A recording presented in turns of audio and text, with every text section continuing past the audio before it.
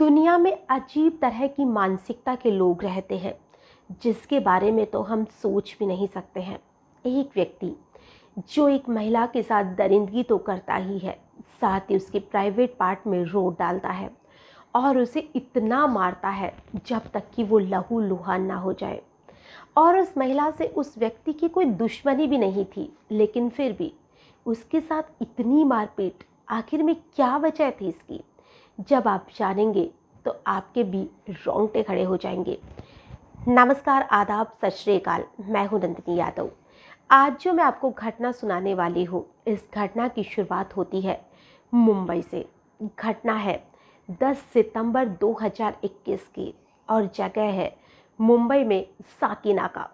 वहाँ पर रात के लगभग 2:30 बजे का वक्त था और एक महिला डरती डराती थी, बस सिसकियाँ ले रही थी और वो किसी को पुकारने की कोशिश कर रही थी कि कोई तो है जो उसकी मदद कर सके, कोई तो उसको बचा लो।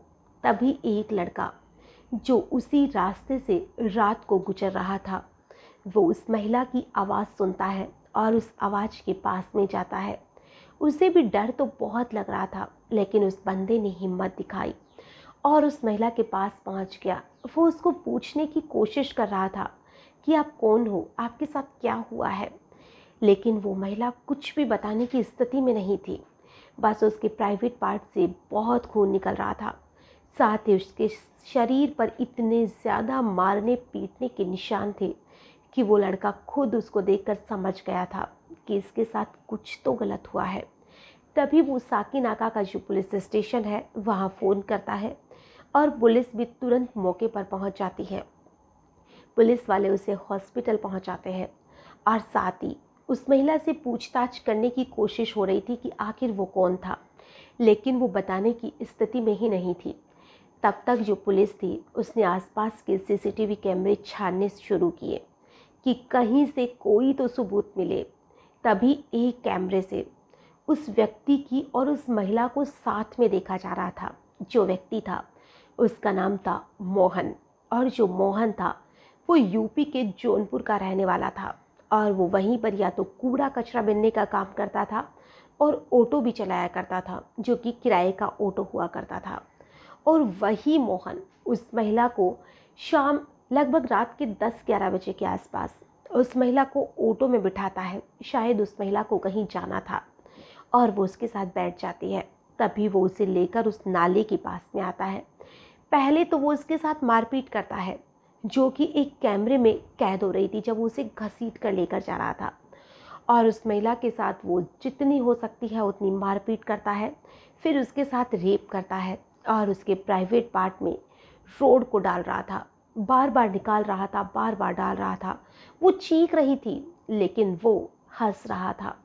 हम खुद अंदाज़ा लगा सकते हैं कि आखिर में ऐसे इंसान दुनिया में रहते ही कहाँ हैं और कैसे रहते हैं, क्यों रहते हैं, जिनमें जरा भी इंसानियत नहीं है।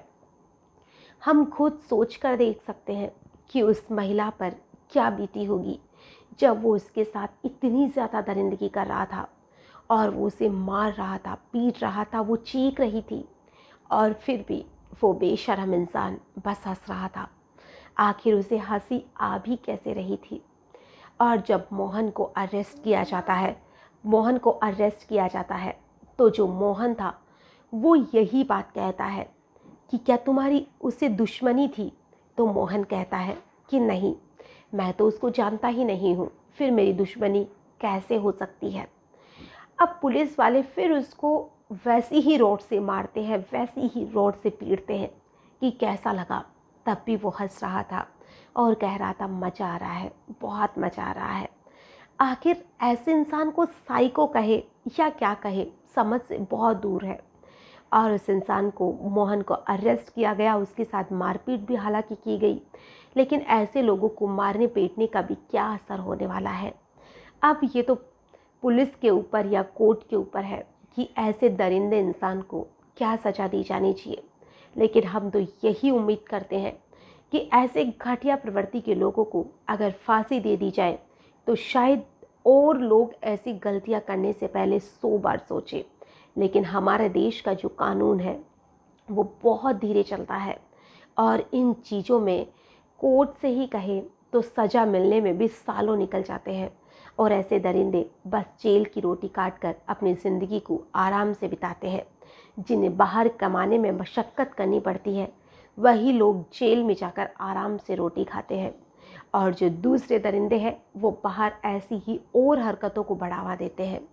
आज की जो कहानी है, इसे सुनाने का हमारा उद्देश्य ना ही किसी को परेशान करना है, ना ही किसी का भी दिल दुखाना है। हमारा उद्देश्य बस इतना सा है कि अगर किसी भी इंसान में ऐसा दिमाग में कुछ आता भी है किसी के लिए गलत करने से पहले, तो प्लीज़ मेहरबानी करके अपने दिमाग को कंट्रोल में रखिए।